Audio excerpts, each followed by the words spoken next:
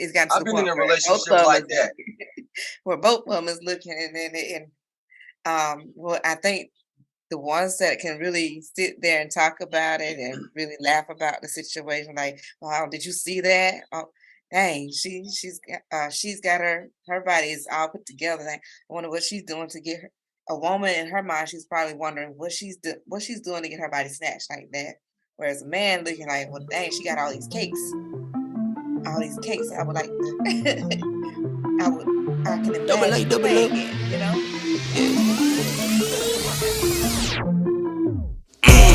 Double A, double up. The money I color up. Color up. Color up. Double A, double up. The money I color up. Good evening. This is Sylvia Young, and welcome to the #1 Culture Podcast. Tonight, we will briefly discuss the top causes of divorce and review the child support laws of states we reside in. I live in South Carolina. Baby LaJoy lives in Georgia, and our host and co-hosts live in California. At the end of the podcast, we welcome your comments and critiques. So hold on. You're in for a very interesting discussion, and thank you for tuning us in. Baby LaJoy? Hi, how you doing? How you doing? So, we're going to introduce 2 Cents, Steve. 2 Cents in the How y'all building. doing? Hi, 2 Cents. He's one of our special guest hosts on today's show. And we're going to start off with the topic about divorces. So, and we're going to piggyback off of your show because you just had a show Wednesday, right? Yeah, and you're talking about women's and accountability, right? Yes.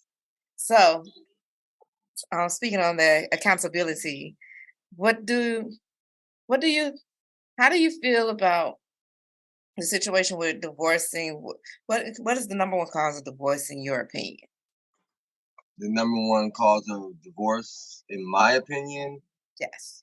Ooh, where do I begin on that one? 'Cause I actually have 5, but I have to pick between those 5.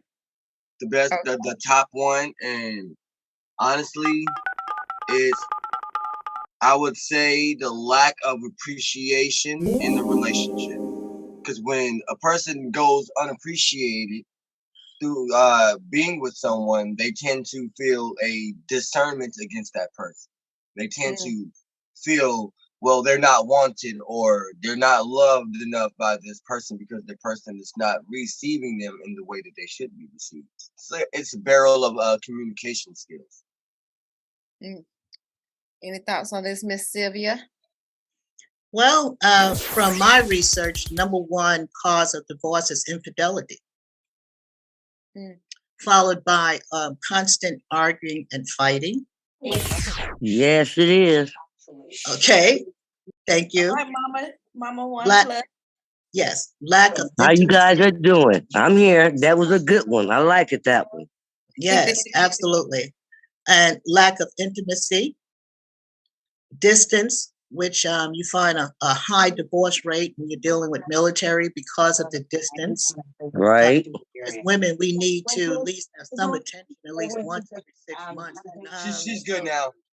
Okay, good. So what do you say about that, Baby LaJoy?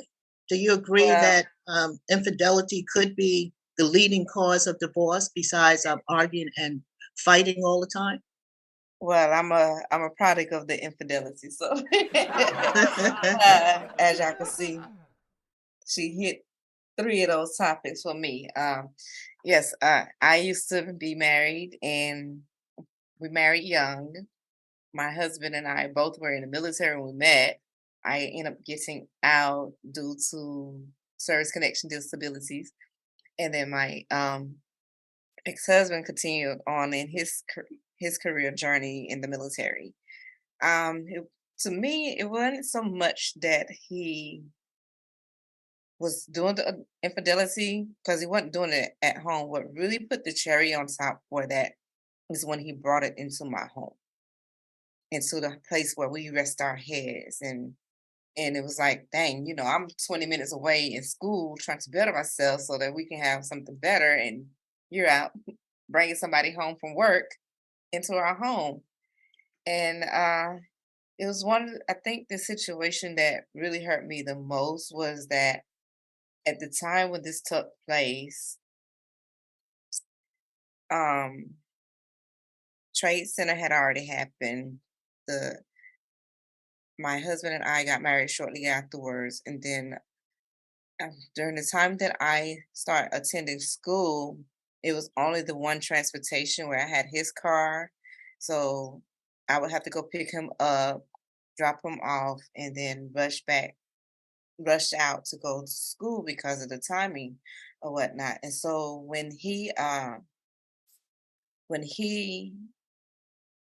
told me, "Hey, you ain't got to worry about to come get me up, pick me up anymore. I found a way to get home." I was like, "Cool, I can get to school on time."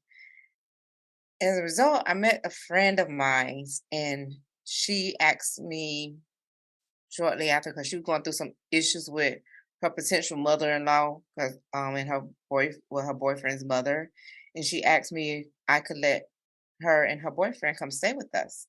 And I was like, "Well, hold on, let me talk to my husband because I can't just tell you yes. It's not just my house; it's my and my husband's house together." And so talked it over with my ex-husband, and he agreed to it after I explained what the circumstances were and what they would give in return for staying in our one-bedroom apartment. How I found out that he was bringing it into our home is because he went at this time they have declared war for the Trade Center bombing. He was scheduled to go to Kuwait because we're in the middle of this war. And on that Sunday, he left and he was like, "Hey, I know you got needs and everything. So I'm granting you permission to take care of your needs. Just don't bring it in the house." And I'm sitting here like, that's making absolute no sense. You knew that you was going to go several weeks in advance, 2 weeks leading up to this. Why we're not intimate? This ain't making sense to me. So I didn't really think nothing of it, but it did bring us suspicious as to why would you tell me not to bring it in our home? I'm not even thinking about even crossing this path of committing adultery on you because you're my husband and I respect my marriage and my vows. So he left that Sunday. By that Saturday, my friend and her boyfriend moved out, and I was under the impression we was getting a two-bedroom apartment, roommate style, where they would get the master because they were getting their child back, and we would get the other room with the other adjacent bathroom. And I kept checking my mailbox and wonder why I'm not receiving any mail because I knew bills and stuff was due. And I asked my rent office people, was like, "Hey, why am I not getting mail?" They tells me, "Hey, whoever you was letting stay in your house was checking your mailbox every other day." I said, "Well, how much it costs to change the mailbox lock? Because I should have mail in there, even if they checking the mail, they should be taking my mail too." And they told me how much it cost. I paid to have it done, and that's how I found out the truth about what my ex-husband was doing at the time. And um due to the fact I had bills that need to get paid or whatever, and he was already away, and the money that he's supposed to been sending to pay those bills didn't come in, I ended up putting the Red Cross alert, got a hold to him, asked him about that situation. But then I turned around and asked him, I said, "Be honest with me. Were you cheating on me in our home?" And what made me give him the respect that he deserved and not have this anger and this hatred towards him is that he told me the truth. He did not lie and try to say, "No, that's not true. I didn't do that." He actually admit to doing that. And I said, "Well, you know, it wasn't so much that I wasn't tolerating the infidelity that you was doing to me. It's so much that you brought it into our home. And since you want a divorce so bad, you're getting your wish at this point." I no longer cared about how he felt about the whole situation. I no longer cared about what was right or what was wrong because I felt like you did me wrong. I did right by you. Anything you said that I was doing wrong, I tried to fix it. I even went through having to go through domestic violence case because you initiated a fight between us and with California law because I was in California at the time. I end up getting locked up because your red ass got a bruise mark on you from me biting to get out of your grip. So it just that right there, I think that kind of just broke me, and it made me start reflecting to see, am I really the bigger problem? Is it me that I'm the problem, that I can't keep the people that I give my heart to or whatnot. And so I That's a became vulnerable at that self-reflection. point. Huh? That's what we call self-reflecting. At that moment, you had a self-reflection. Is it me, or that's a moment where we all have when we're going through a situation like that, or it could be anything. Like when you have a self-reflecting moment. See, look, you should have seen. I'm pretty sure you probably noticed it, but like how you said, you shrugged it off. When you are starting to feel suspicious of your lover or your spouse or whatever the case may be, that's red flag number one. You already, because if you've gotten into the relationship with this person and you've already experienced trust, when you start building that notion, that thought, what if this person is doing something? What is this person? What's going on? When you start having those feelings, that's also a red flag. When you get Mm. those red flags, that's when you start adding it up. And by the time that you added it up, you've already then got enough already to literally turn around and say, well, I know you're doing it, but I just want you to tell me if you're doing it. That you see what I'm saying? Mm. When you get that feeling, I know you're doing something, so tell me what you're doing. You know what I mean? And if it's up to that person to be honest and tell you what I'm doing, but usually they don't become honest until it gets like usually your scenario where it gets to the point to where it hits home and it hits places where it shouldn't hit. That's usually when we decide to catch it and try to stop it instead of actually the moment that we caught that first red flag. Yeah, I mean, but I know I'm not certain if everybody think like me. And I know when I got married to him, my idea was to be married and be married until death do us part, as we specified in our vows. I don't believe everybody go out to get married to end up in a divorce. And I think some of the mistakes that I was making as a young lady in my late teens, early 20s was that I would get out of a relationship, jump into a new one, get out of one, jump into a new one. So I never had time to heal from the previous relationship, to build up the strength to start anew. That's where my ultimate mistake came from. And it didn't take me to learn that until after I got with my kid's dad. And when him and I broke up or whatever, it still was kind of off and on, off and on, off and on. But it was then that it was like, okay, you know what? Maybe I'm not getting the people that I want because I don't allow myself time to rebuild my heart, rebuild my emotions, and get myself strength to know my worth. And so I've made a vow after I finally got the divorce with my ex-husband, because at the time I was back here in Georgia. I was heavily involved with my children's dad, to where when my divorce was finalized, my oldest child was born. He was here already. And I did not want to have this situation where my oldest child was put off on my ex-husband because that was not his child. And I didn't, as a woman, I didn't feel right trying to put my child off on a man who didn't father my child. And I wasn't gonna, and they was like, well, you're married, so you need to put his last name on the certificate. I said, no, I'd rather put my maiden name on it if you're not gonna allow me to put the father who actually fathered my child name on the certificate. And that's how he got named. He ended up with my maiden name. 9 years later, his father went through the process to legitimize and get his name corrected to the last name that all the kids have right now. I respect you doing that. Like no, I want to put this name on there, and you did it. You know what I mean? Like most people would have just let it go and just would have just did whatever. You said no, I want my name on there. Like I want the name on there this way, and it's supposed to be this way. Giving both parties recognition still mattered.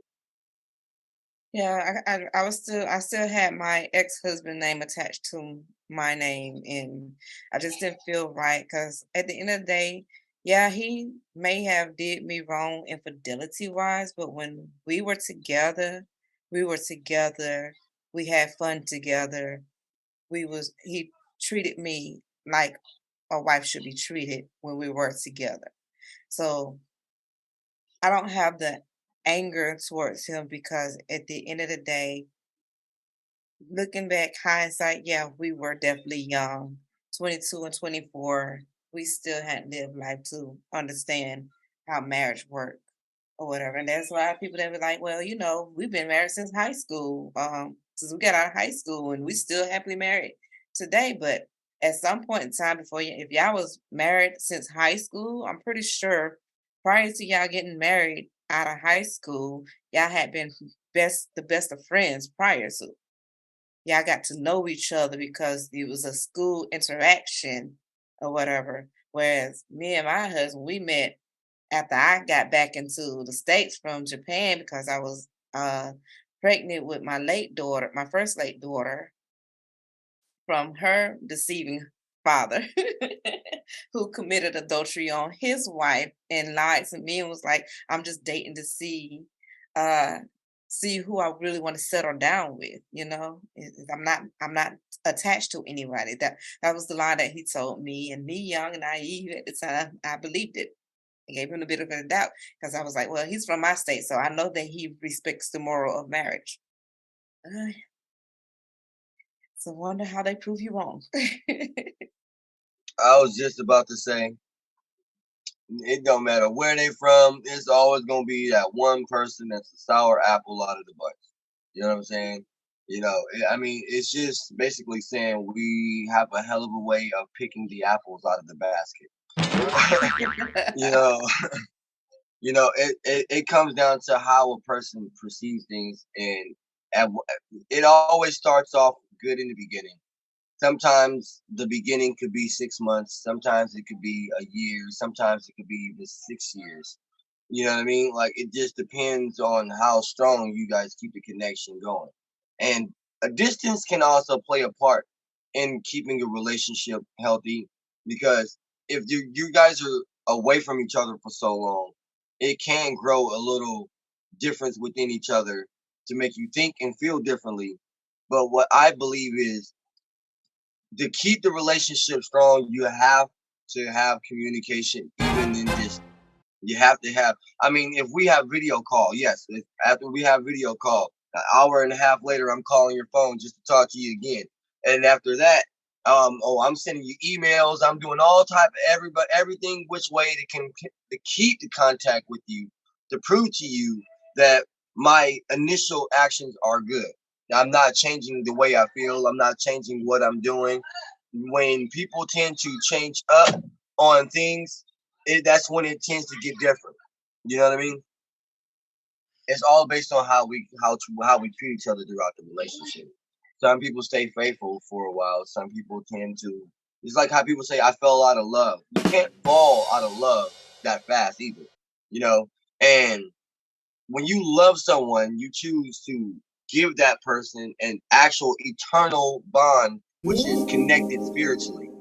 So you might feel that, oh, we have a physical connection, but it's more than just that physical connection that brought you two together. It's a spiritual one. You are destined to meet people the way you're supposed to meet people. Everyone has a destined path. So us meeting each other, like right now, us meeting each other, all was designed by the God. So therefore, we're all destined to meet each other. We're all destined to have a feeling towards each other. So if we loved each other enough, that connection is going to stay there no matter what. Even if we uh, dispart on each other, I'm still going to love you because I gave you love in the beginning. I gave you love throughout this time, and you and me built something together. That's something that you can't never take away. Such as friendship. Yeah. And when you're speaking about marriage, or really any relationship between a man and a woman, and a woman and a woman, and a man, it all boils down to respect and communication. Because like I told my husband, I was married 29 years. If you say you love me, and that means you respect me. And that means that I should never know if you're out there doing something for another woman. Because if I find out, that means that you don't love me because you don't respect me enough to hide it. So I'm not giving him permission, but I just broke down what I see, how I equate love and respect. So when you start talking about infidelity, and we're all not perfect. And in my mind, with men, they might not mean it, but they still look, okay? I don't want to know you're looking. So Well, if you, not, this was just how I equate it. it's So if you're looking at, it's an innate thing that men do, and no matter what happens, no matter if we're in a relationship, a man is going to look regardless, and I think all women know that.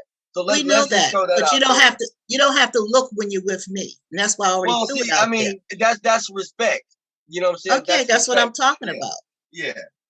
Respect and love go hand in hand. You can't say you love me, but don't respect me. Well, see, I might look without you looking, so you know what I'm saying. And that's the other way. Too. I'm okay, and then you turn around. Cool. You know what I'm saying? That happens. You know no, seriously, but that's why I had that discussion, because I wanted to make sure we was both on the same page with this. I realize you are a man and you'll have Roman eyes. Well, just don't have the Roman eyes when I'm around. Exactly. Okay, because I need to respect. Don't make it so obvious. Yes, I don't want to say that. Girls look too. Girls look too. Okay. Of course we do. I was about to say that. Y'all a little more slicker than doing it than men are. I'll give you that. No, it's called respect. Yeah. Okay. So I want to say respect. It's called catch them at a distance and see, do all the looking while they far away. So as they get close, you can act like you didn't see them at all. Yeah, I just like to get that out. I get that all the time. Yeah. But so I was about to say something in that perspective, but you was referring to with women's looking at other males, or if they dealing with the same sex, they're looking at other females, and or vice versa, males looking at other males. I was going to say, well, like nowadays it's gotten to the point where the man and the woman is looking, or the woman and woman is looking, or the man and man is looking. Yeah. It's gotten to I've the been point in a relationship like that. Where both of them is looking, and well, I think the ones that can really sit there and talk about it and really laugh about the situation, like, wow, did you see that? Oh, dang, she's got her body is all put together. Like, I wonder what she's doing to get her. A woman in her mind, she's probably wondering what she's doing to get her body snatched like that. Whereas a man looking like, well, dang, she got all these cakes. All these cakes. I would like to. I can imagine playing it. Ooh, Lord. Well, see, that's too open. So now you see, you've changed, you switched it, because now you're talking about an open relationship. You can have a friendship. I have friends. Okay, I have male friends that we can go out, and they know when I go to the beach, I always tell them I'm boy watching. And we think it's funny. Okay, they're girl watching, and I'm boy watching. So I go to the beach, and when I take my nieces there to the beach, I always say, we're going out to boy watch. And they would say, oh, auntie, but it's just fun. Okay. Me and my husband, it ain't no boy watch or girl watch. I mean, that's not even appropriate. With my friends, whatever, because we don't have an open relationship. Well, if you're with your friends, that's a That's a whole different thing. Yeah. Period. It's a different thing. And I don't date someone that I don't like. So the respect is still there. It's always going to happen. I'm always, when I tell them straight up, I am the queen. I don't play second fiddle. I don't date married men, because I am the queen. So if I know that I'm not the queen, then I don't deal. We're just friends. Okay, I have a question. Don't ride the back. I have a question on that regard. Yes. Who gave you that title of queen? Me. And what do you feel that you can bring to the table in someone's relationship that makes you to say that you're a queen? Me. I'm valuable. But what makes you valuable? I have skills. Okay. I would say, what kind of skills do you have? I have business skills. I have house skills. I can cook. I'm a jack of all trades, a master of none, except for loving you. That's what I'm a master at. See, good answer. Good answer. Good answer. I like that answer. I do too. See, Steve, too, since you're dealing with women's here. That's the difference from what you have. Look, this is the difference. The generation gap also explains a lot. Because the generation that you ladies are in are totally different than the generation that we're seeing right now. And I'm not saying it in a like age wise, kind of like an age. You can, but the generation of what you guys were taught, your values, are not instilled in the women today. Really, okay? I'm gonna have to correct one of Steve Harvey's things when he was talking about my generation is the last to have the village to raise them. No, that was the 80s babies. I'm just gonna get this correct because I still recall when I went to school getting my butt whipped if I could up in school and literally having one of my aunts come up to the school in the principal office and told her, I'm gonna use your office to whoop her behind. So yeah, the 80s baby was the last one to be having the village to be raised. We're gonna have him to correct that right there. The values are totally different now. You know what I mean? Right. So if the values are different, in front of my mom on purpose or my dad on purpose. If I do it, it's accidental. Even with me having the military vocabulary. You're right. So, you know, their values are totally different than our values would be because we are a part of the population that most people tend. Say if we were all out and we were trying to, like, say you wanted a man that makes 6 figures or whatever, and I wanted a woman that made 6 figures. They don't give people like us because we're average. We are considered average, right? Yeah. So they wouldn't consider us valuable. Like they don't look at us. You know what I'm saying? We are the ones that they ignore, and we are the ones that they're generally talking about finding in the world. You get what I'm saying? So they're passing the people that they should talk to, as to opposed to looking at the people that they shouldn't be talking to. You get what I'm saying? So it's based on where they're getting their spouse from, where they're getting their connections at. It's your avenues. It's like we network with each other. We talk to each other. We're from the generation that explains our situation, and we don't take no bullshit from them. Now, this generation cries about everything, whines about everything. They cheat on each other, don't care about what happens in the end. They lie about a lot. And this is what the generation now is doing. Okay? And like but excuse me. But where did they get that from? Are they getting it from their parents? Honestly, no, they're not even really getting the information from their actual parents. Some are. You have to ask, where are they getting this information from? And you have to narrow it down that they're too exposed to social media. Mm-hmm. Okay? That's why they're fat. On the weekend. Okay? They're too exposed. They're sitting down. They're not out there getting exercise. So they can act. You know, when you exercise your mind, you exercise your body, you become healthy. You just sit watching and wishing and not doing anything. Hey, what kind of behavior are you going to have? And what do you really know? All you do is copy. Mm-hmm. Because most of them sit on their butt and think that their Prince Charming is going to just come to the house and, hello, I'm the Prince Charming. Well, let me take you out to the Bermuda. Like it goes back to the parent. It goes back to the parent. Well, you got to think about it. Most people were raised with a single parent in a home. They wasn't raised with 2 parents. And we were too. And mothers worked plenty of jobs because back then they didn't really enforce child support, you know. So they worked plenty of jobs, but they also had their rules. Speaking of child they chose to do that, right? Well, they had to work. Okay. If they wanted to get out the ghetto, you had to work. That's the only way you got out the ghetto. Okay. You didn't get out the ghetto not working. I'm a product of that one too. My mom. That's right. So you had to work to get out the ghetto, and kids were not allowed inside looking in your mouth while you talk because they really can't interpret what you're saying. Is why they be acting out when they get older because they really don't understand what they heard. Amen. Okay?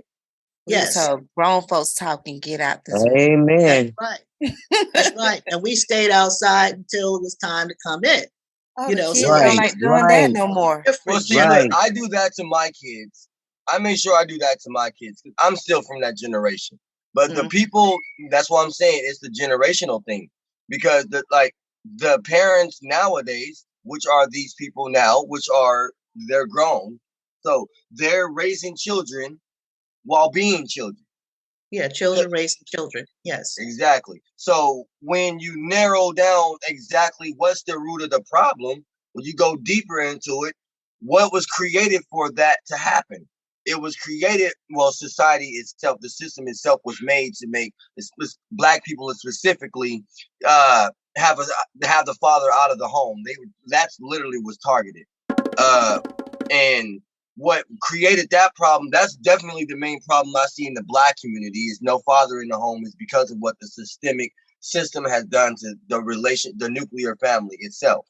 Now, as to what opposed as to the other gender races that are in the world, I can't really speak on everything that they have done that can actually, can narrow that down. But I can literally narrow down why the black community is the way it is on that note. Now, when you mix, and then if you mix how the Caucasians like to follow and keep trends of what the black people do, it's literally they're copying, like you said, copy and paste, copy and paste, copy and paste. So when one systemic race is doing, the other one is going to copy it, especially when they see that they're doing the things that they want them to do. Anyway, Talking about Black Wall Street. oh yeah, that's definitely. You know what I'm saying? Oh, they don't know about that. What is You it? you Go know, ahead. Yeah. I know a lot But about that. but speaking of child support, um, so you know, I'm not one of the ones that got my kid's father on child support. Didn't choose to go after him with child support because, one, I watched how the system did with my mother. I respect, my mom told my dad she needed to put him on child support because the state was requiring her to do that to get assistance, food stamps, the TANF, or whatever else that they was offering. My mom did that, but at the same time, she pursued her degree, got her associates in business management, and started working at the medical center, Central Georgia. And when she was able to get a handle on her finance, my dad came back to her maybe about a decade later and was like, "Hey, could you take me off of child support? Because it's getting hard on my end."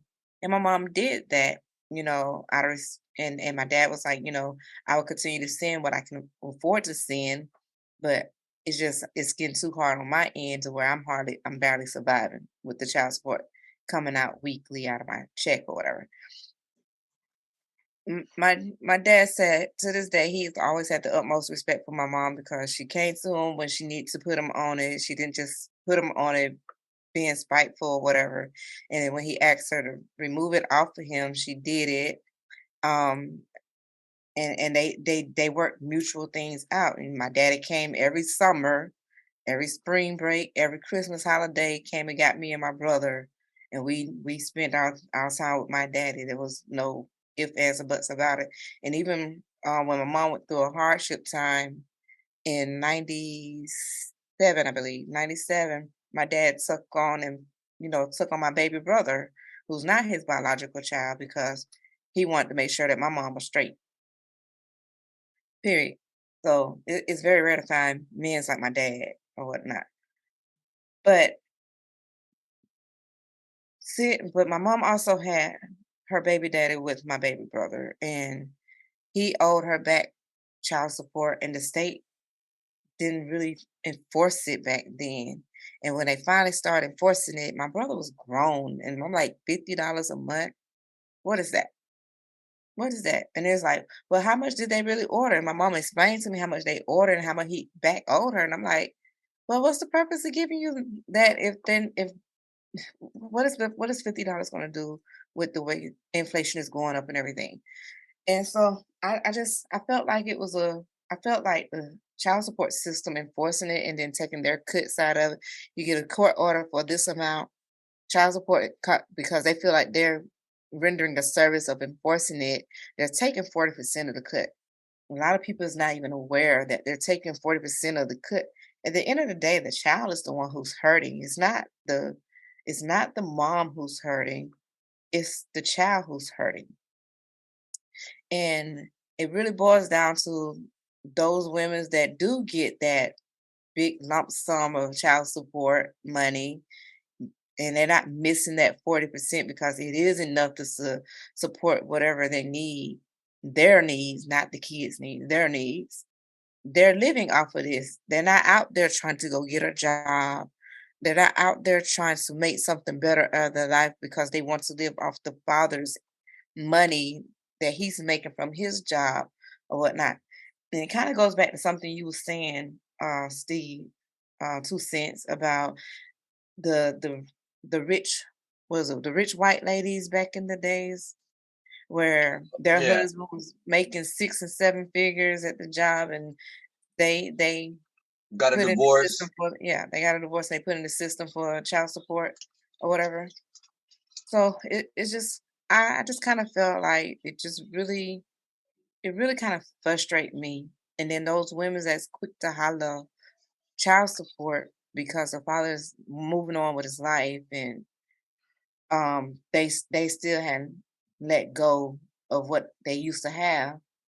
I think it makes it really hard for women who really do want this good man in their life, who do want a man that wants to take care of their kids or whatnot.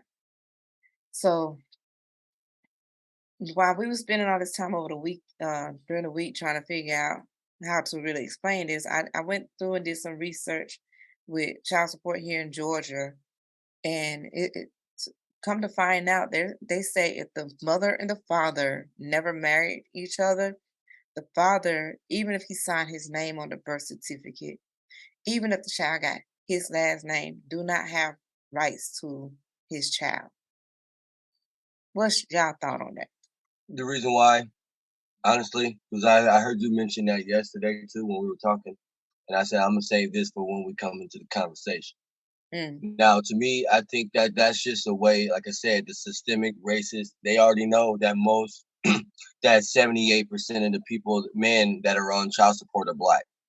So they already know that the black man is going to get taxed out of that regardless. So they already have it in their minds that the women are all weak anyway. If the government wanted to come into the woman's home and take that child, that's basically what they can do.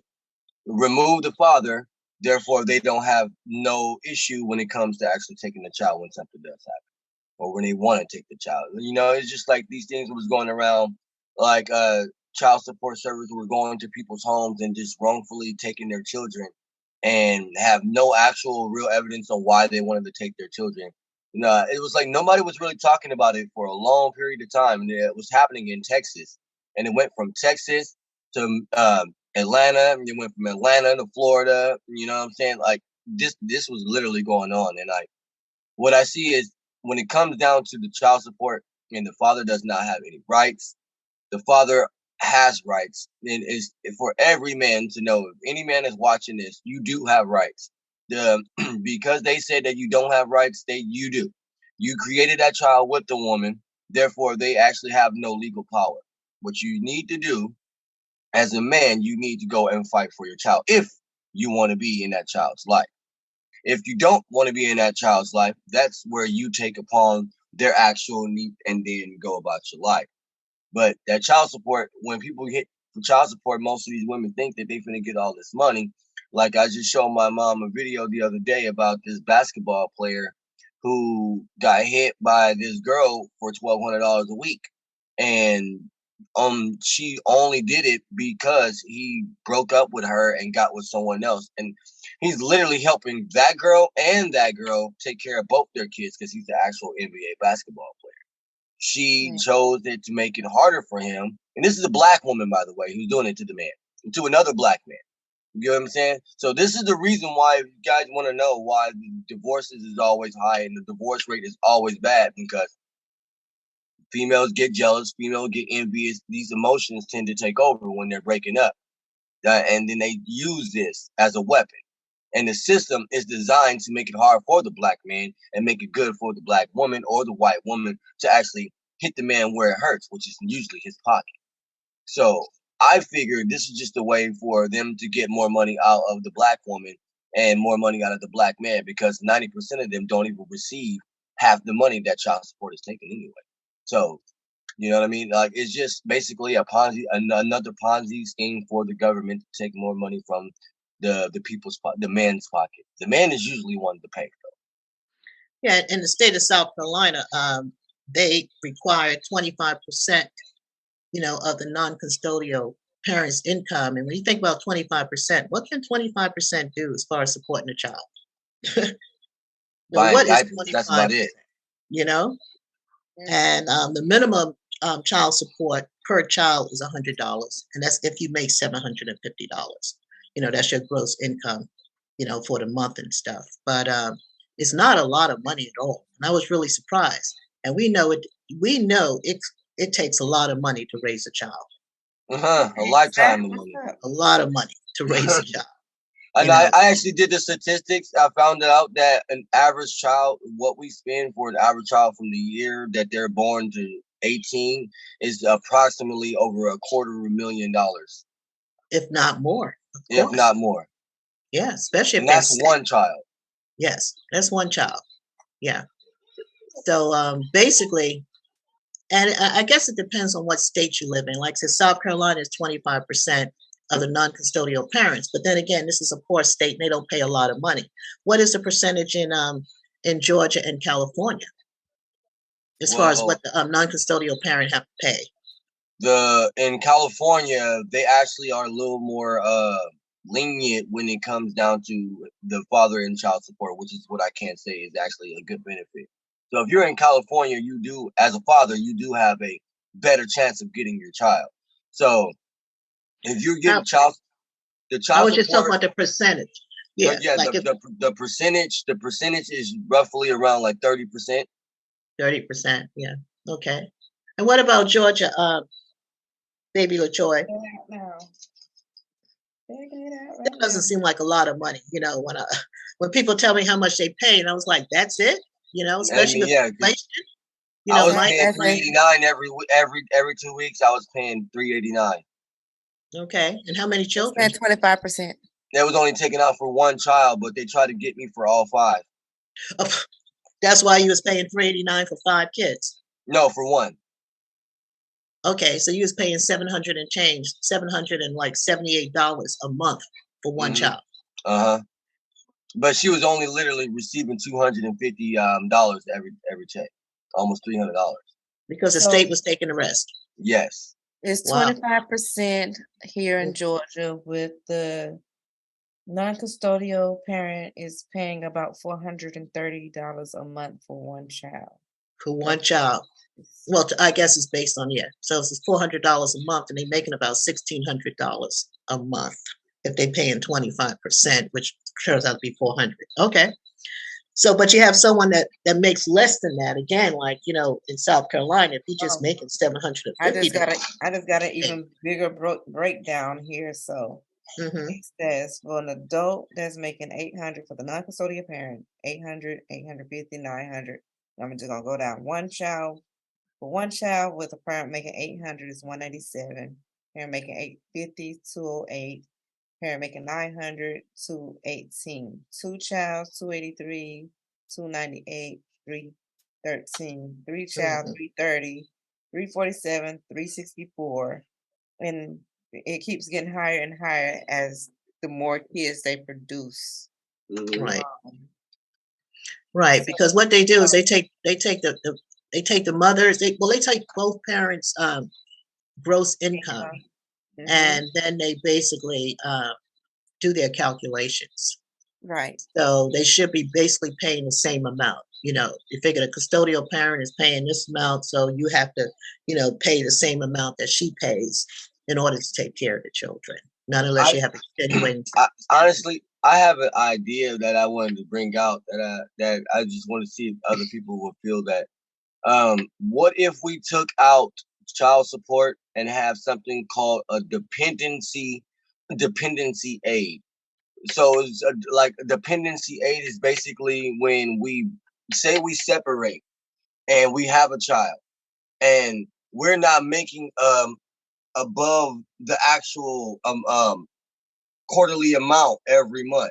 The government should give both parents an incentive to help them to get into the status to where they can actually provide for the child even while being separated. Well, you know what they call that? They call that the child credit. Mm-hmm. They call that the earned income credit. I mean, you look at these credits, these non-refundable credits. So that's what they're giving you, basically. The child credit, and they do factor those when they're actually, figuring out how much money should be paid. They definitely factor those credits that you get during tax time. Yeah. The only money they don't factor in is if you have a child that's disabled, make it SSI. Mm-hmm. Okay. Or the woman or the man is on the parent is on SSI. Right. They don't factor that in, but everything else they factor it. So even though you're getting that credit, but it's still factored in the computation of how much money you're allowed to get from the parent, from a non-custodial parent. Because my first case I went through with my older son, I actually had to go to court for him, and that was the child custody hearing. And I mean, even though I won the case, child support was taken off for him. The mother was on SSI, so it's based on like, and I could have kept him, but instead I let him stay with his mother. But which I can see him anytime. But the point of what I'm saying is, like, not everybody is willing to go through to deal with that or to allow that. So it creates a bigger issue when you do go to court, because now they got to figure out who's the better parent. So now you're going to going into numbers, and you're going to go into who's been there for the child the most, who bought this and who did this. When that, like I said, that creates a bigger indifference even in court, when that shouldn't even be the go-to thing. You know what I mean? I honestly, in my book, I don't feel that child support should even be around, because I could have gone for child support multiple times, but instead, because I like when it's equal agreement. You know what I mean? But yeah, we all do. But I think the thing that I don't understand about the child support system is that if you miss a payment, you can go to jail. Now, see, that doesn't make any sense to me, because if they put you in jail, how are you going to make money? Honestly, that's not technically. I'm a first hand on that one. That's not technically true. Because for South Carolina it is. Oh yeah, okay. For South Carolina, Carolina, California, it is. I missed so many payments when I was out of work that they were still trying to get me. Oh, you gotta do this, do this. They suspended my guard card.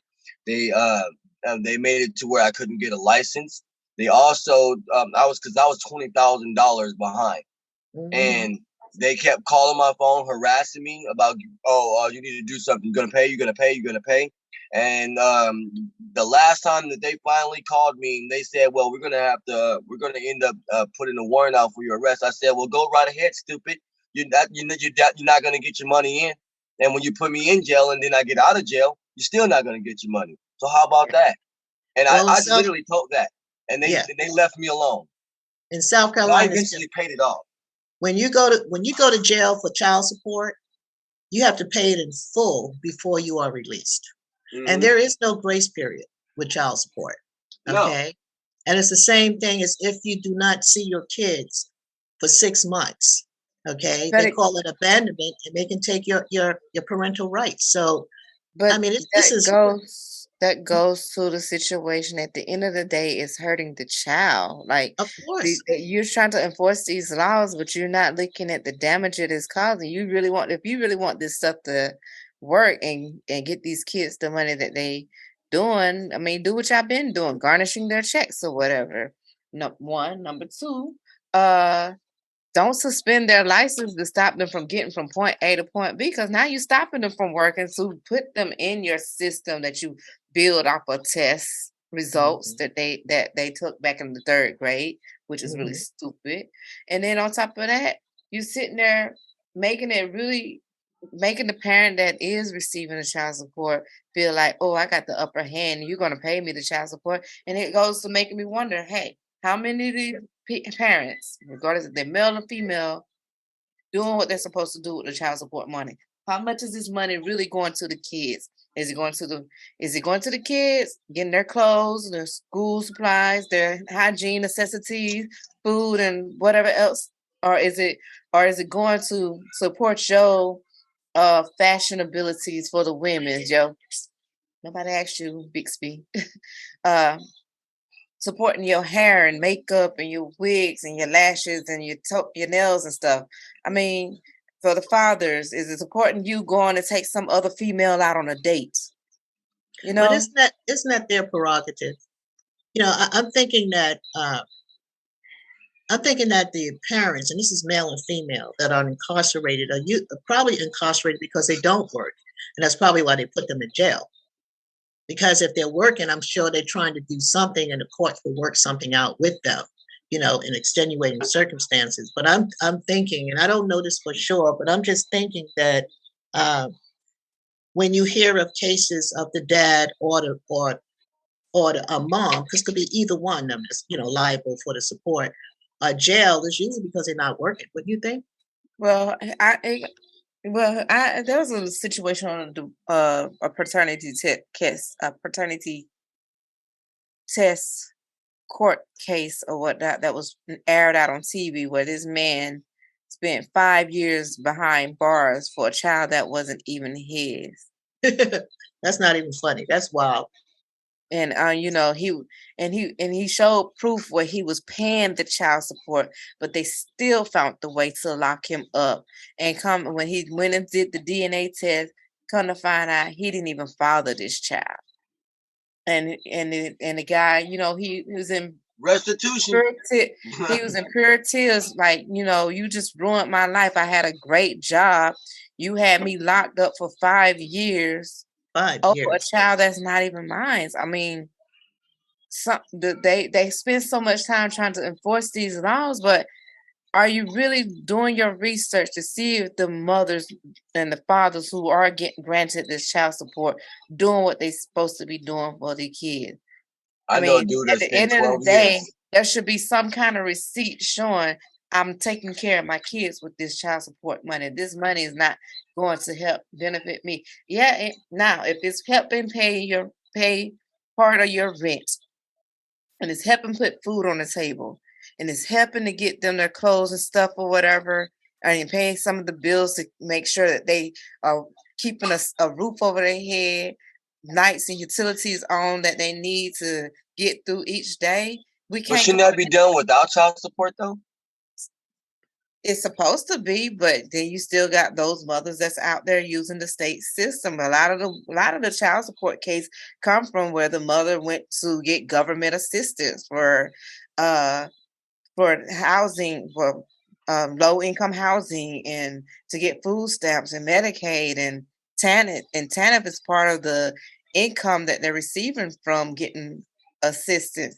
Now they are required to go to school and be working some kind of job, but if these women are just really comfortable living off of state assistance, they're going to do the bare minimum. I read a post on TikTok, and it's been going around a lot, that they're literally telling people that child support is literally the new welfare. That's literally what they're saying right now. I can vouch for that, because I have a cousin who he had a daughter some years ago. She's grown now, but he was in the military. At first, he was enlisted, I believe, and I think he was pursuing his college degree. He was still enlisted. He was on enlisted reserve, getting his college degree to transition over to an officer. And he ended up getting a young lady pregnant with his daughter. She had the daughter, and for whatever reason, something happened. They didn't see eye to eye after the baby girl was born. My cousin did everything he could to stay interactive and actively in his daughter's life. Then her mother took it upon herself to move to Maryland. My cousin got his degree and went back and finished his military career as an officer. she filed for child support while he was an officer in the military, and he was already sending her money and whatever. And she was like, he's not sending me enough money to take care of my daughter. And she literally lived off of the child support money that he had all the way through until her child became an adult. I wonder what she's doing right now since she's not getting that money anymore because the child is a grown adult now. But She had to get a she's job. she She had to get a job. yeah, right the upon that money that last year, that child would become when that child 17 years old. She spent a year trying to find her a job, and she waited to the end of the year to get the job. So that way, when the child is 18, she get that last check. Boom! I got me a job now. I'm not worried about it. And you're grown now, so you can go find you a summer job or something. I ain't gotta take care of you like that. That's usually what they do. They're gonna wait to the last minute to get a job. and as a woman who got 4 kids or whatnot, and granted, by me having service connection disability, I still, once my daughter got into pre-K, had to find something to do because I just didn't feel comfortable sitting at home. I felt lost when I got out of being a stay-at-home mom, taking care of my kids, and I still didn't have child support and stuff to help me, whatever. I was actually surviving off of my service connection income. I just couldn't sit at home and not do anything while my kids was in school. When I had this freedom and the time to where I can go do something, I could have been just like anybody else, stay at home, sleep all day, watch soap operas or whatever else going on. But as a woman, you should want more for yourself and want to have stuff the way you could take care and spend on you and enjoy leisure for yourself. What about you, Miss Sylvia? Do you feel that way? I mean, well, actually, you based off of your history of life as a woman, you didn't feel good just sitting at home, not doing anything. You like to go out and have fun and enjoy your leisure and take trips or whatever. So I'm just saying, as a woman, do you want to sit there and rely on somebody else's income and then when it's run out, you sit there stuck looking I didn't have that like option. a I didn't have that option. I come from a family of working people. I don't My think she has. I was grandmother, about to say that. I don't think she really had that option because I think that from her everybody generation, worked. you better work. That's right. My mother sent us to trade high schools, and she told us when we turned 18, and we all girls, no boys, no brothers. If you're not going to college, you got to go. So we already knew that if we weren't going to college, we had to get a job and get our own apartment. Okay. So we knew this. So she sent us all to trade school so we would get a job. Okay. but you That's know what we all something? did. It's because you mentioned something too about where when you was going to school in high school, were offering trades into the school. Do you know they have taken this out of the school? If you are doing the trade stuff or whatnot, you having to go to another school, but it's required that you have the GPA and that you be up to date with everything with your schooling. So if a person that's suffering from special learning disability is maybe more active and skilled in learning a trade because they learn by hands on and visually and actively doing, you've prevented them from prospering because you're trying to make sure they're getting a grade that's not going to help them live outside of high school That and goes back to the outside of their parents. home. Goes back to the parents. My mother taught us all how to sew. Okay, so when I was like in the 5th grade, I was in a fashion show just displaying what I made, and it was so embarrassing. Uh-oh, you froze. Stage. So I'm on the stage, and I have to take the skirt off. Of course, you have on your slips. We wore slips then, the whole bit. And I turned it around, but I was so short I couldn't find the strap. So I'm on the stage trying to find this strap to put the skirt back on. And I say that meaning that it was amazing to me at 10 years old, whatever, that I could make this reversible skirt but I couldn't put it back on. So I always remember that because I was embarrassed and I started crying, kids cry and stuff like that. But then when I look back, I was like, well, what an accomplishment. My mom always taught us, we always worked with our hands. Um, because her thing was, you have to work. She just came from that generation. My grandmother, she worked till she was 77. And the reason why she stopped working, at that time, she started wearing wigs. She was on the subway and she was sitting by the door. And my mother had bought her this human hair wig, Naomi Sims wigs. And somebody came and snatched her wig off and ran off the subway and stuff. So ever since then, we always laughed at her, we could just imagine someone just snatching your wig and running and you got your little braids and stuff, so we always laughed about that. But that was during the time, even when you wore gold, they were snatching the necklaces off your neck and stuff. But that's when she stopped working. She stopped working and she says, time for me to go home. And she moved back to South Carolina. And she lived till she was 101, okay? Because she always stayed busy. And even when she got to the point that her arthritis was bad and we wanted to buy her a scooter, she said no. She said, because if I get in that scooter, it's going to make me lazy. So we got her a walker so she could walk. So I'm from that blood. So we just keep going on and on. And this is all I know. And sometimes I wish that I didn't always know that so I could just lay down and say, I'm not doing nothing. But as soon as I do that, I might do that for a day, then I'm up. It's just instinct. Up. Brandy said, get up, live, move. So what can I say? It is what it is. Right. And like my dad didn't work, so my mom didn't get no support, so she had to work. So you can't you can't squeeze blood from a turnip. Is that true? It's not there. It's not there. You can't get it. So we didn't have the option of child support. And I think a lot of women back then didn't have that option, of getting child support from, their husbands, because it was worse then than it is now. As far as cutting off the head of the family. Right. So, yeah. So we're moving on these topics right now, man. Child support seems to be a hit right now. Yeah. So what about nobody wants to partners? dwell on being in a divorce situation. I mean, if you do it cordial, like when I filed for my divorce, it was a no content situation. Mm-hmm. I told prior to me getting my divorce with my ex-husband, I told him, I said, up until we get divorced, because you get BAH, I'll make a proposition for you. You pay me what you would normally, what they would order you in court to pay me for alimony. And then when we settle on when we're going to get a divorce, it will end then and there. You've done your due diligence, you've paid your alimony, and the divorce, we go our separate ways. There's nothing else left to attach us. And he honored that.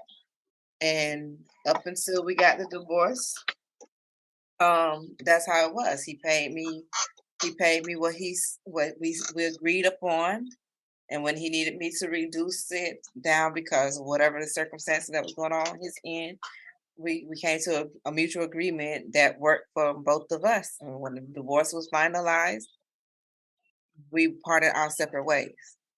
And I was like, I said, what I'm doing right now, because if I go to your command with what you have done, they're going to get you harder because how the military operates. Right. So let's come up with this agreement right here. We came up with that agreement. He honored it. And literally, we was married for 3 years. And just think, we only was married living together for one of those years. Right. So for two and a half years straight after we separated, he kept his part of the agreement. I kept my end of the deal at the time that we divorced. Yeah. Okay. Well, do we have any closing statements? Mr. Steve? My closing statements is based on child support is definitely, I think, a toxic thing that was created to bring the relationship to give an incentive to make it easier for divorce. I think, Mm-hmm. so child support and divorce kind of coincide together. I think, like, they kind of like planned this all together. I think, you know what I mean. Like, they knew what they were doing when they designed this system. They knew what they were doing when they designed it for the relationship. I honestly, I'm just at a lot. I'm like, my eyes is just to observe things and see things for what they are. You know, I mean, I think there's ways we could go about this without relying on them. So, but it's up to the people to do that. Can you really just blame it on the government? I understand where you're coming from, but as parents, it's our responsibility. It's the man's responsibility. It's the woman's responsibility to take care of these kids, regardless of what. And if you did that, then you wouldn't have to worry about the government being in your business. Okay. Well, I mean, I think women have a choice, honestly, on it more than the man do, because if the woman is usually, like I said, the one to get the child support from the man, so the man is usually the one to pay. So therefore, if it's based on the parents, it's based on the woman, because the woman is the one ultimately gets to decide exactly. But she's not making the baby by herself either. No, but okay. You got men out there raising their children and being there, and they're still getting hit for child support. So therefore, it's the women that literally are ultimately deciding exactly, I want to get you for child support because I need more money. It's greed. It's usually it gets down to communication. What type of relationship you have? Because I wouldn't just say that as a blanket response. Okay. So because you have hey, real quick, y'all want to run for another 30 more minutes? 7:54 right now. Yeah, just we're wrapping up. We're wrapping up, Rod. I wanted to address something else, but okay, I'm sorry. Okay, I'm sorry. Yeah. I just wanted to say that. I just think it's mutual. I think that if couples can work it out. I was thinking because we were asking about grounds for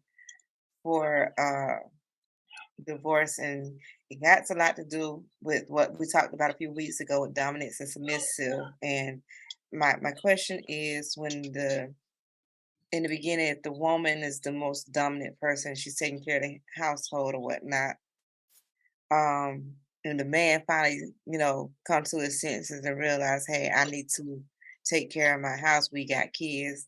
I don't feel right letting my woman take care of me and the kids, even though I may be taking care of household duties as a father and making sure food and stuff is straight when she get home. I got to go do something because I can't keep living like this where I feel like I'm dependent on my wife. Do you feel like when the women have ran the role of being the head of household or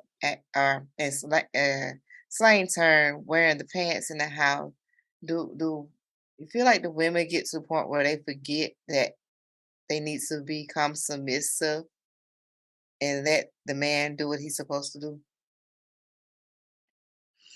I think that depends. I mean, because then you can look at the traditional military family, Steve, where the man actually go away. Well, you have a lot of women in the military too, but somebody is gone away. Say the man goes away, and then when he come back, he assumes his role. So as a military wife, you get used to that. It's kind of hard once you've been in charge, but you also know who's bringing home the bacon, and you do want to give him that respect because you do love him. Okay, so military wives play that role all the time. They're dominant. They're head of the household when he's gone, and he can be gone for a long time. And then when he come back, they know to step aside and, be the wife. Just glad he's back. Back and alive. And let him take care of his thing. Glad he's back. Yes, because you don't know what them devils been out there doing. All right. Really don't matter. The fact that he's back, So, yeah. If you're conditioned, like I said again, if you know your role, then you're gonna do what you need to do to keep your man. So. What about you, Steve? 2 cents.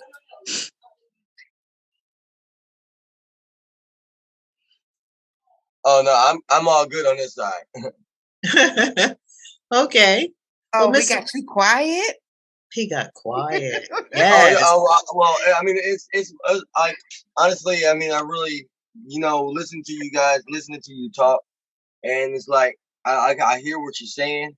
Like Mm. I mean, like I'm not even gonna lie. It sounds good and everything from the understanding point, but we know that in society is actually different. You know what I mean? So we feel that it's based on what we feel is what we see is right, but we are taking not taking into account that 90% of the population don't see it the way we see it. You know what I'm Right. saying? So we're a part of that 10%, that very small 10% of the people who actually see what it takes and actually how to fix the relationships and how to deal with it, what it needs and what it doesn't need, what's toxic in a relationship. It like and not the generation nowadays don't think like that. You know what I'm saying? They're all for chasing the bag. They're all for trying to get that money. And as to oppose as to what it takes to keep the relationship. Like younger men nowadays are growing up. If they don't have a father in their home, they're getting raised by the mother. The mother is teaching them to take care of a woman and be there for a woman, but they're not teaching the daughters on how to actually keep a man and be a wife to a man. Because if you can scroll down on Facebook, Instagram, TikTok, Twitter, you're gonna see some girl shaking her ass and trying to get a man to pay for it. You know what I mean? So that's literally what you're gonna see, regardless on social media and everything. Like even you going out in society now, you're gonna see a lot of girls that want to, they want to twerk on camera as to oppose as to let's actually have a diligent conversation to see where your mind is. Yeah, but you know something, Steve, just like the woman, the mother is teaching her son how to treat a woman. Well, the father plays a pivotal role in their daughter's life too. He should be the first one to take her out on a date so she'll know what type of man she needs to go out with and how she should be treated. Yeah. You know. So, yeah, I agree with that. Yeah. I'm not gonna deny that. Yes, definitely, because I'm like that with my daughters. I don't tell them no unless I know that that's something that they don't need. You know what I'm saying? Mhm. So, but from the simple point is, like, a real man is going to be there for his children, whether they're a boy or a girl. So Yeah. I'm going to be there for my child regardless. So that when it comes down on that note, but Right. when it comes down, and even if society is pushing me away, try to keep me from the home, I'm still coming. I'm still here. I'm not letting society push me away. And considering the fact that most men tend to let society beat them down, because we already got society beating men down every day. Okay. And the simple fact that we are getting so beat down to the point to where men do get tired. They don't want to be a part of the struggle and the hassle. Why should I come around when all I hear is you complaining to me about why I did you wrong and why is this and that, da, da, da, da, da. I can't even spend time with my daughter without you hating on me, being there for my daughter, but you want me to take care of my daughter? You want me to spend money on my daughter? You want me to do this for my daughter? But yet you're not allowing me to actually make that effort of being a father into my child's life because you're trying to keep me from doing that. So I think it's a contradiction on both parts in the relationship. The man should supposed to be there, but the men are choose to leave. When you don't let that be the reason why you leave.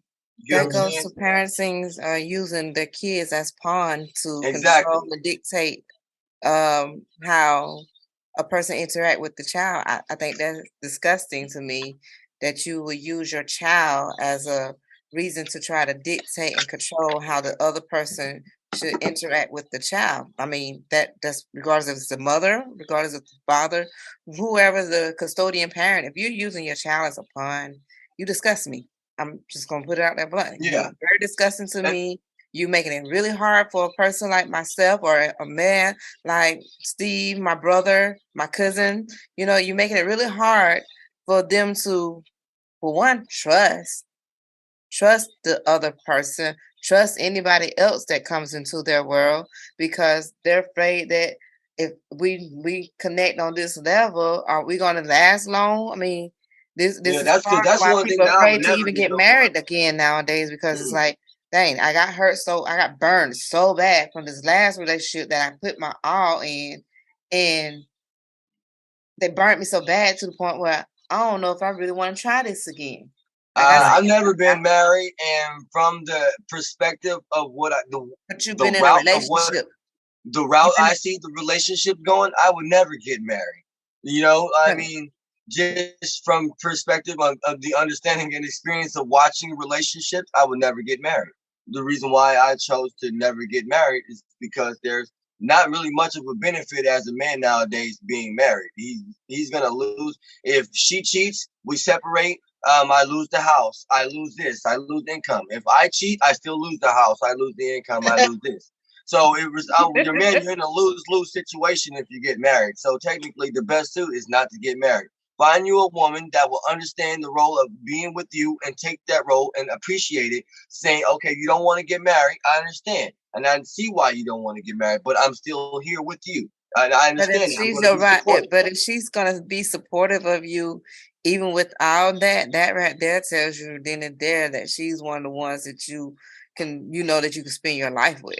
Yeah, Or but she's gonna go through. She's gonna go through the rope. A woman that when she really cares for the person, she's going through that rope.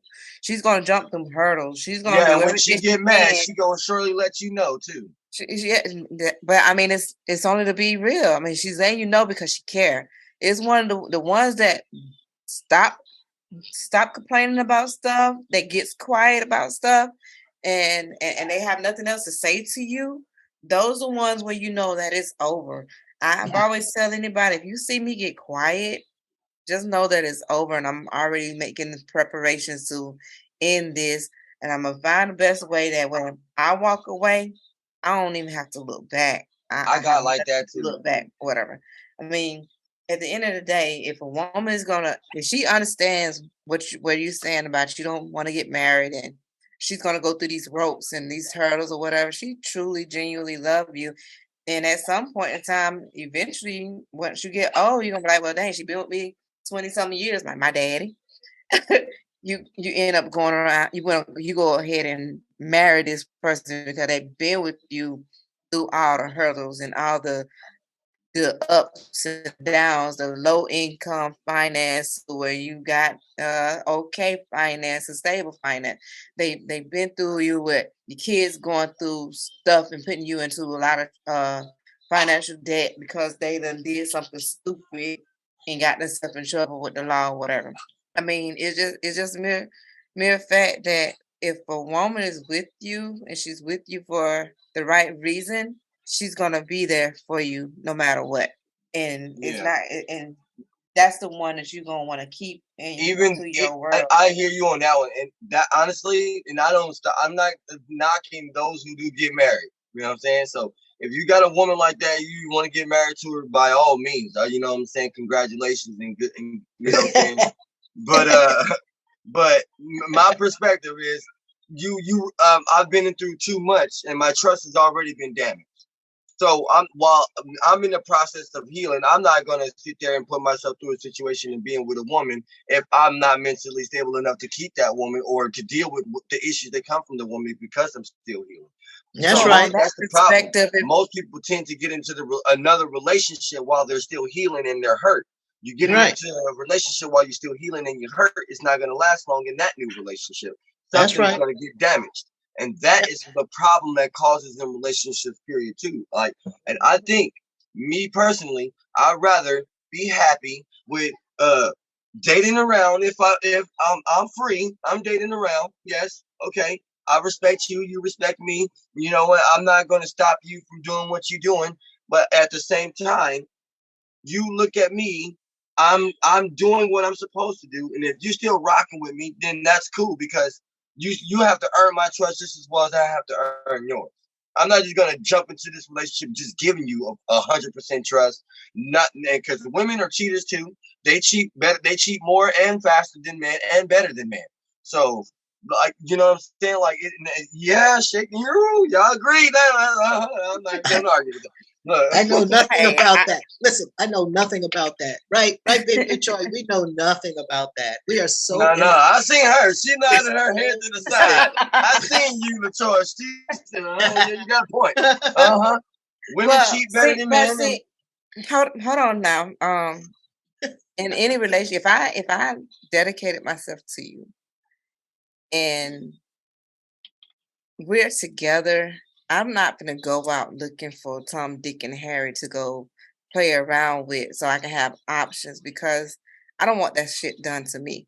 Period. Point blank. I don't want you hurting me and cheating on me because I went out and played. Because the thing is with the man, if women hurt you guys, that's it. Ain't no trying to work this shit out and forgive and let's try to move on to the next chapter. They scarred Unless that man forever. cares about you. However, if a woman do that, if you do that shit to a woman, we're literally trying to find ways to keep the relationship together until we exhaust all our options. I can say this because I've done it. I've lived it. I've did That's everything I can. That's why I say when I walk away, I've done everything I have in me possible to keep the relationship alive. And if you did not cherish it during the time that we were together, there is no more hope of coming back. I think There's most men you tend to sit be, there and most good men tend to be like that too. I mean, like we're part, like I said, we're part of that 10%, Joy. So that 10%, 5% of the women and 5% of the men like us, we tend to think like that. You know what I'm saying? And I honestly, I respect a woman that, you know, that is at least honest with up in front and be like, you know what, if I'm with you, I'm with you. And if as a man, you're gonna have that man saying, if I'm with you, I'm with you. You know what I'm saying? So it's based on the respect. If you respect me enough and love me enough, like you say you do, you're gonna prove it. Now, if, just like how I gotta prove that I love and I care for you, that I'm all about you, that I'm not gonna go run off and cheat with like Sally and Tammy from down the street. You know what I'm saying? Like you talking about when it Mary comes Ann, down, Betty, Susie, and Jane. you know what I'm saying? Mary Ann, Susie, Betty, and Jane. You feel me? So you're like you it's a connection with the person. If if the person, like how you say here and say like I'm with you. But to me, I think the proof is in the pudding, not the sauce. You know what I'm saying, or whatever how they said it, or the phrase or whatever. But like you gotta prove your loyalty to someone for them to sit here and say, yes, I know you're loyal. You know what? Yes, I know you that kind of person. So let me give you that ring to establish that, yes, I'm ready to commit with you. If you're ready to commit, you're going to commit. If you're not ready to commit, you're not going to. And it's if you're it depends on how long you're in a relationship, because some people have been in a relationship that has never been married, but they've been together for them near 20 something years, almost 30 years, just as long as a marriage. You My get what I'm dear. saying? So it's the ring don't mean nothing. On that's actually fashion for really for the woman. That's why they get the most glamorous ring. The men get the little band usually. The women get the diamond. You get what I'm saying? Because it's fashion for the woman, not the man. So when you look at it, it's really based on like I'm giving my love to you and I'm giving my love to you. If not, like I said, it doesn't always go both ways. You don't. Sometimes you got people that want to get married, and as soon as they get married, they divorce the second day or the second week. So I Or think they it's just make false promises about I'm gonna do all this and do all that exactly when we become married, and then when you get married, they're not even doing any of what you those say. things that they said they're gonna do, and it gets worse and worse as the marriage goes on. I mean, that's something that creates a huge cause for divorce because at this point they're thinking on well dang, you said you were gonna do all these duties. You're not even keeping up your wifely duties or your husband duties or whatever. You promised me that you would be this way. We made our vows in front of all these people and our family and friends and before God, and you're not honoring your vows. I mean, in my opinion, when you say those vows, those are sacred words to me or whatever. And We'll always have one clue, not to cut you off, but I just have to say one thing. Before you marry someone, make sure you always, always, always meet their family.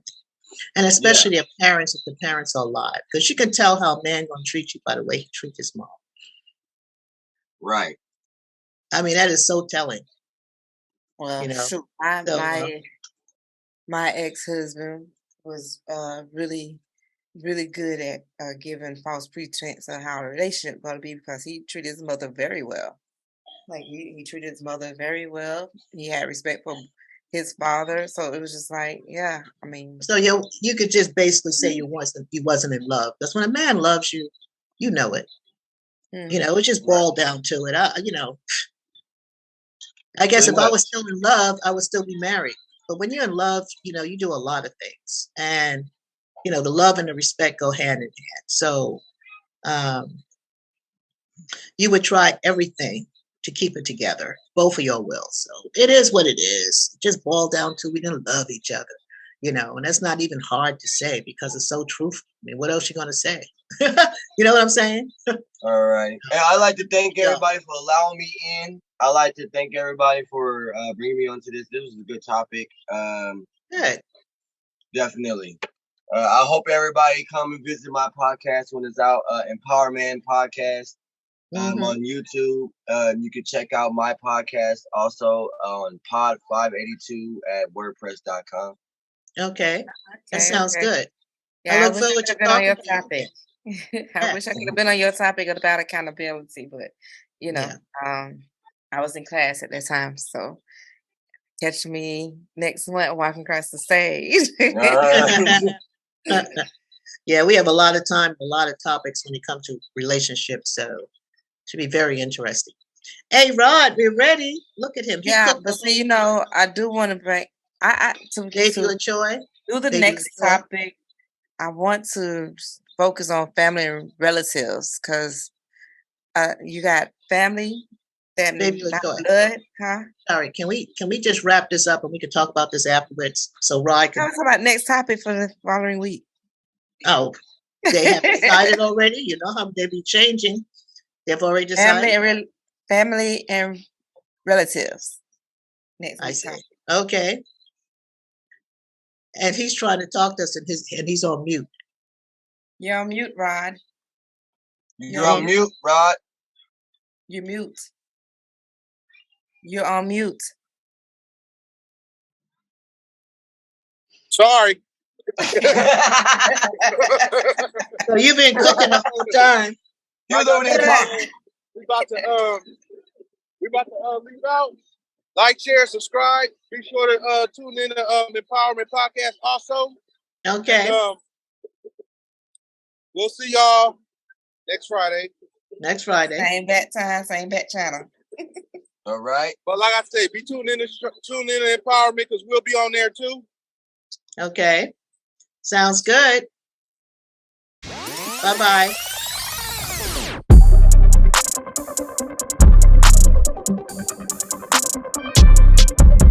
Hey.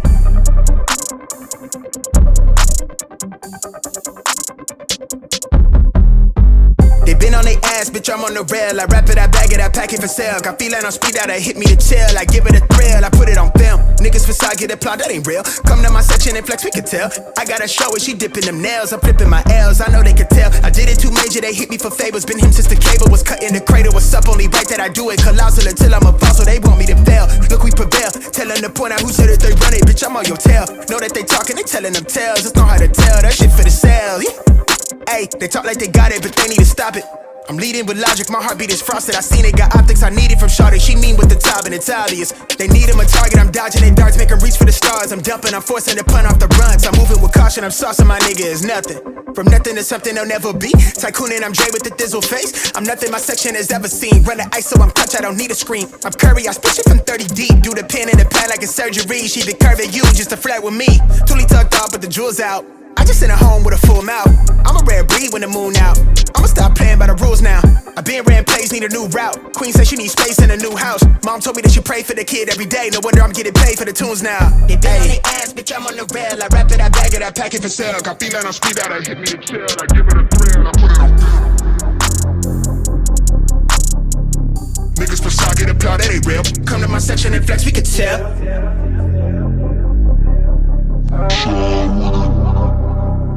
Niggas really outside with it. Right,